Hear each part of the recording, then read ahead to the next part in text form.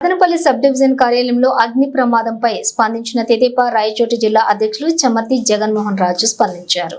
ఆయన మాట్లాడుతూ మదనపల్లి ఘటనపై ప్రభుత్వం సత్వర విచారణకు ఆదేశించిందని, రెవెన్యూ రికార్డుల దగ్ధం వెనుక వైకాపా నేతల హస్తం ఉందని, మదనపల్లి సబ్ డివిజన్ పరిధిలో పెద్దిరెడ్డి కుటుంబం భూ దౌర్జన్యాలకు పాల్పడిందన్నారు.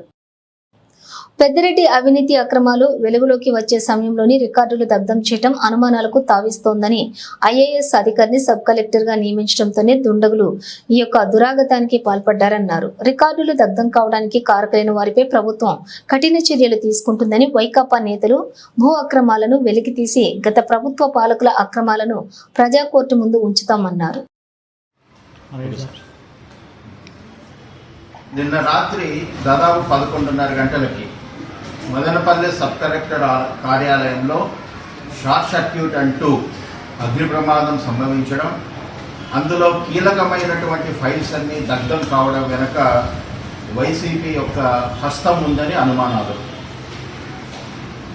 ఇవాళ సబ్ కలెక్టర్గా గతంలో జరిగినటువంటి పొరపాట్లన్నీ సరిదిద్దడానికి పేదలకు సంబంధించినటువంటి భూములన్నీ కూడా చాలామంది పెద్దలు, వైసీపీ పెద్దలు ఆక్రమించుకున్నారనేటువంటి ఆరోపణల నేపథ్యంలో స్వచ్ఛందంగా నిజాయితీగా ఉండాలని ఒక ఐఏఎస్ ఆఫీసర్ని అక్కడ ఈ ప్రభుత్వం ఆర్డీఓగా బదిలీ చేయడం జరిగింది.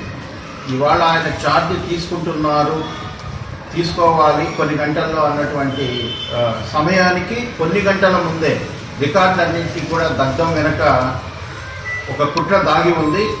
దాన్ని అధికారులు బయటికి తీసి సమగ్రమైన విచారణ జరిపి అందులో దోషులైనటువంటి పెద్దలందరినీ కూడా శిక్షించాలని మేము డిమాండ్ చేస్తున్నాం. ఈ విషయం ప్రభుత్వానికి తెలిసిన వెంటనే నారా చంద్రబాబు నాయుడు గారు దీన్ని బాగా సీరియస్గా తీసుకొని తక్షణం హెలికాప్టర్లో డీజీపీ గారిని, సిఎస్ గారిని, ఇంటెలిజెన్స్ చీఫ్ని మదనపల్లికి వెళ్ళి అన్ని ఆధారాలు తీసుకొని దోషులను ఖచ్చితంగా శిక్షించాలని చెప్పి ఆదేశించడం జరిగింది. ఈ సందర్భంగా అందులో ఉన్నటువంటి కొన్ని విషయాలని ముందుకు తీసుకురావడానికి ప్రయత్నం చేస్తున్నాం.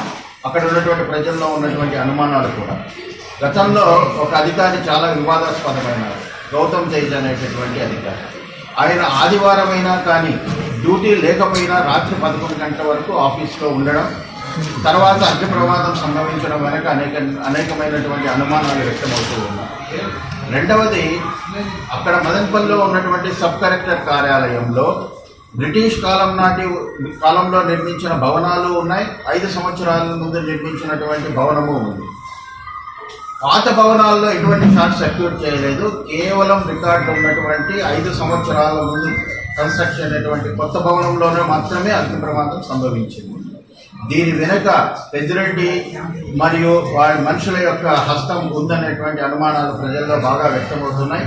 ఎందుకంటే గతంలో పెద్దిరెడ్డి రామచంద్రారెడ్డి మదనపల్లి కేంద్రంగా అనేక భూ అక్రమాలకు పాల్పడడం జరిగింది.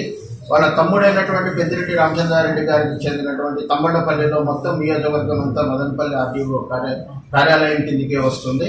అక్కడ కూడా చాలా వివాదాస్పదమైనటువంటి భూములను బినామీలుగా పేర్లతో వాళ్ళ పేర్లతో వాళ్ళ ఆక్రమించుకొని ఎన్నో అక్రమాలకు పాల్పడినారు.